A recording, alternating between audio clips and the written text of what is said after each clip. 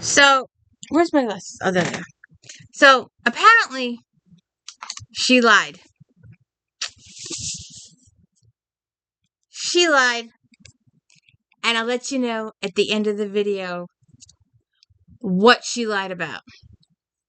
But this is the time travel series, and there have been actual time travel in 3 out of the 7 books.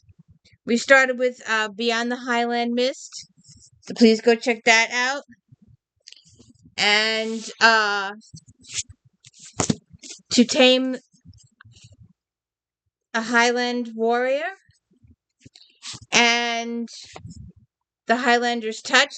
This had the best ever ending for a time travel book.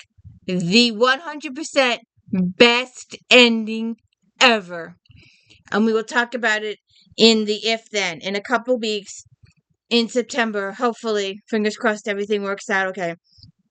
If it doesn't work out, it'll end up in October. But it's going to be an If Then on Fridays. We're going to talk about the time travel books I've read. This is, as for an ending, only an ending, this has the best ending ever. Then we have Kiss of the Highlander. And where's the other one? The Dark Highlander. Now, these two guys will feature prominently. Dagus and Justin will feature prominently in tonight's book. They were also in Adam's book, and Adam was in all those books. But and there's no time travel in here except what am I doing? Except this guy, and we're gonna call him Sin. It's CIAN, I believe, and the guy from book 3 was CIRENNA, I believe. But anyway, so this guy and this guy, CIN guy, and Lucian, we're just gonna call him Lucian, were best friends way back, I mean, like gazillion years ago. Pre-Stone Age kind of situation, and they had magical powers, and one guy conned another guy into the mirror, thereby giving both of them immortality. And the guy that's outside has to put gold inside the mirror every Halloween, because that's when the spell was originally cast, on the All Hallows Eve. And he's been in there for 10, 20,000 years, however long. And he wants to get out, and he wants revenge on this other guy. It is possible for him to get out of the mirror for certain periods of time, but the times vary. Sometimes he's out for an hour, sometimes he's out for 24, sometimes he's out for 2, sometimes he's out for 12. So anyway, this Lucian guy, his place is guarded by wards, but something happened. It's explained in the book. A lot of unseelie and seelie information in the book. And we'll probably be dealing with seelie and unseelie information when the next Mary comes out. We'll be doing that. No release date has been given yet. We were thinking in the fall, but I don't know what's going to happen. Laurel hasn't said much about it. It went to the editor. I know that, but that's about it. So anyways, so this guy's been in the mirror forever, and Lucian has been protecting his place by these wards, but something happened and the wards came down. And thieves got into his place and stole quite a few of his artifacts. And one of the artifacts they stole, and probably the most important one they stole, was the mirror. They stole the mirror, and Sin is in the mirror. So Lucian is out to get the mirror. And this history professor bought the mirror. And at the same time he bought the mirror, he had an accident. He ends up in the hospital. So he has his assistant, Jessi, go receive the package because it's being sent to his office in the middle of the night. And she's like, "What? Who gets a package at 3 a.m.? Who?" So anyway, she goes there for the package, and then The receipt specifically says that the package must be opened and the contents must be verified. So she has to open the thing and she sees it's a mirror. Oh, something is pulling. So she sees it's a mirror. She recognizes the really old writing. And a couple of days later, she's back again. And she leaves the mirror there in the office and she goes and does her life. And then she goes back a couple of days later because the professor's in the hospital and wanted her to get some papers. The professor ends up getting killed that night. And so she goes to the office and she finally sees Sin in the mirror. And it takes a while, and it's in the other chapters it was fun.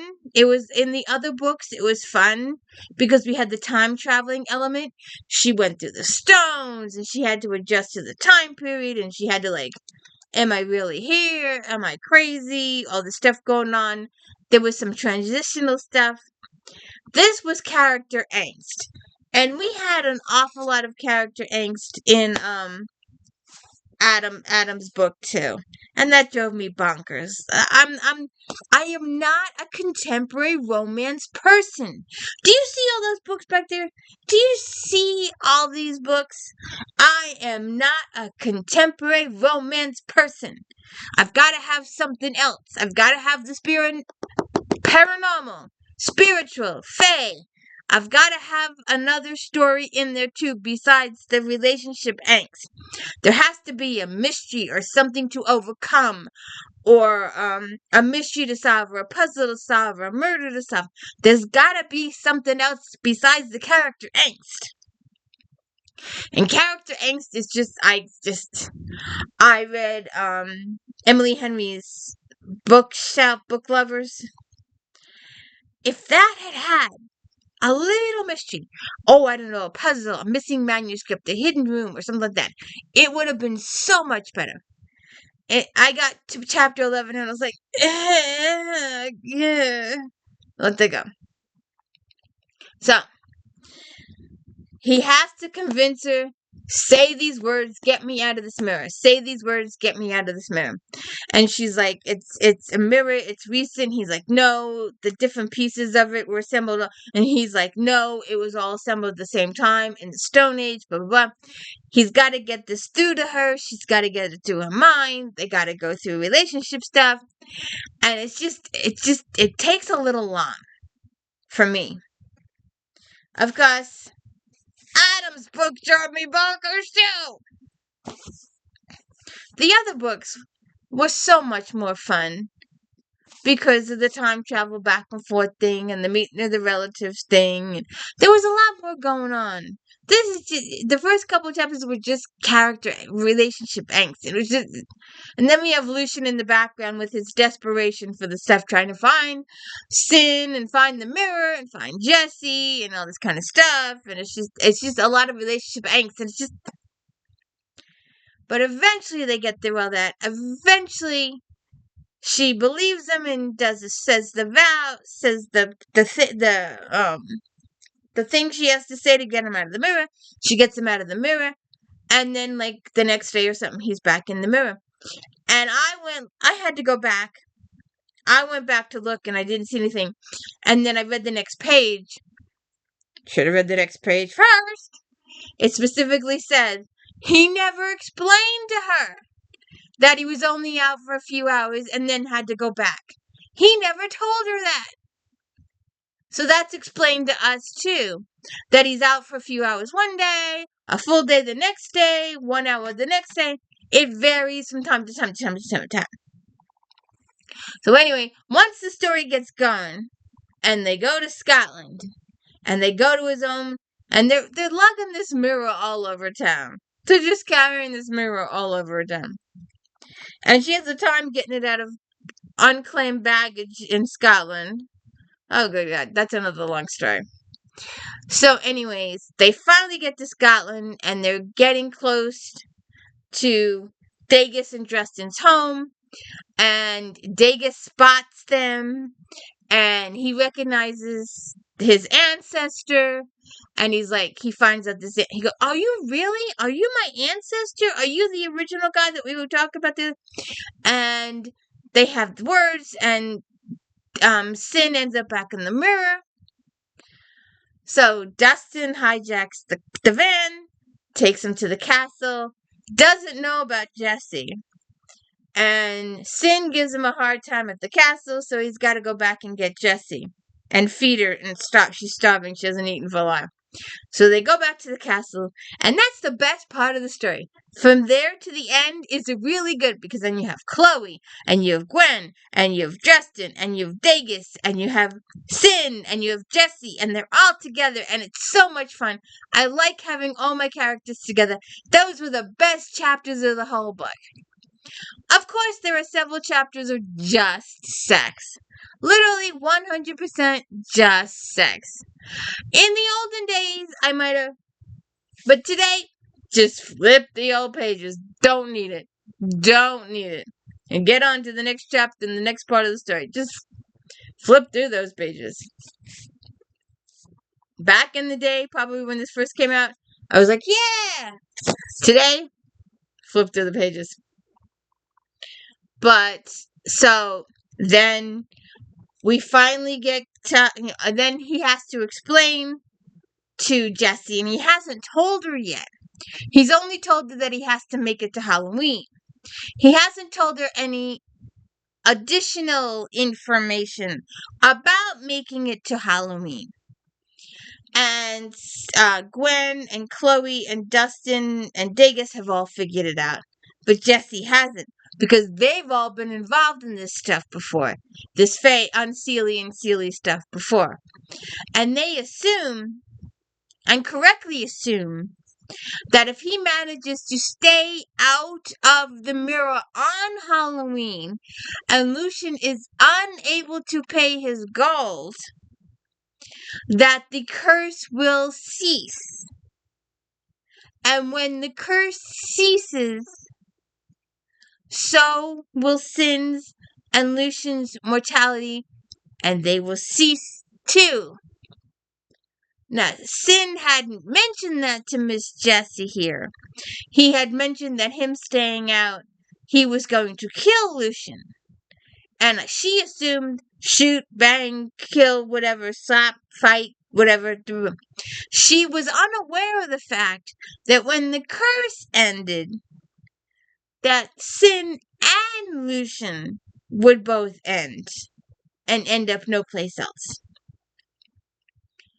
So then she has a guilty conscience, and she's thinking Lucian comes to the castle, he can't use his powers there, they have a talk, and he kind of blackmails Jessi a little bit, that if she lets him put Sin back in the mirror and pays tiff to the mirror, then Sin will be around for her for a really long time. Yeah, right, so he can only come out a couple hours a day.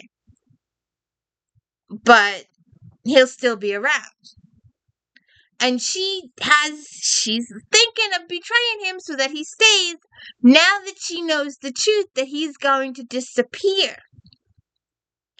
So, you're gonna have to read the book to find out how Miss Moning here twists that little piece of information and twists that event for happy ending. Now, I said she lied. And this is not story related, so this won't spoil your spoilers. But, and I just asked her, I just saw it because I just got to the end of this. So I just asked her. So, if she responds to me soon, and I don't know, I know she's still with us because I just did her new book a few months ago. And she's got book 2 coming out, so we'll be doing that book too. But, so we've got this book. This is book 8 in the series, and this is the last one. And why I say she lied, at the bottom, she has an author's note page. And she tells you, gives you additional information about the characters, which I thoroughly, absolutely enjoyed. The very last little paragraph here. On a different note, a great many of you have written to ask whether there'll be more Keltar and Fae stories in the future. Yes, more of both are in the works. I have no intention of ending the Highlander series for some time to come. She lied. This is the last Highlander book she ever writes. This one. Just a sec, I forgot. Hold on. She does, however, continue to write the Fae. And there are 1, 2, 3, 4, 5, 6, 7, 8, 9, 10 books that I have of the Fae.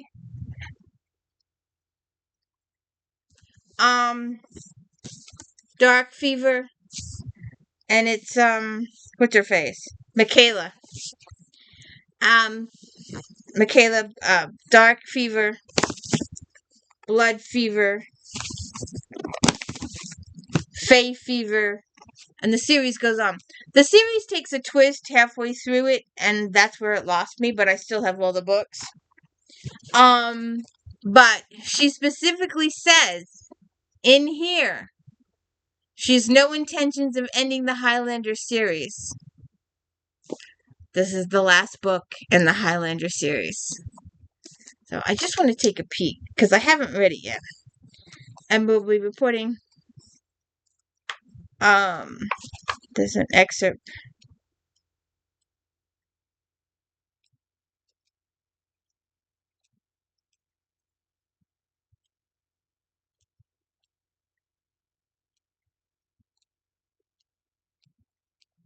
Nope, there's a short story in here. There's a short story in here. And then there's 2 excerpts from Fae Fever and Dark Fever. But there's no author's note in here. So let me just double check. I don't see one. If there is one, oh,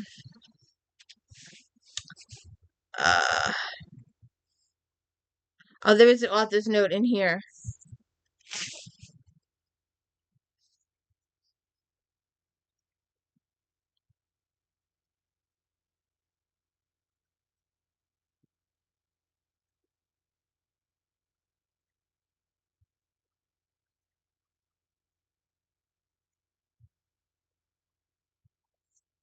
All right.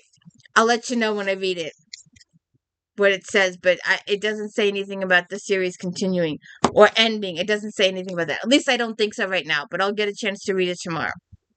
But that's what she says in the end of this one, that she has no intentions of ending the series.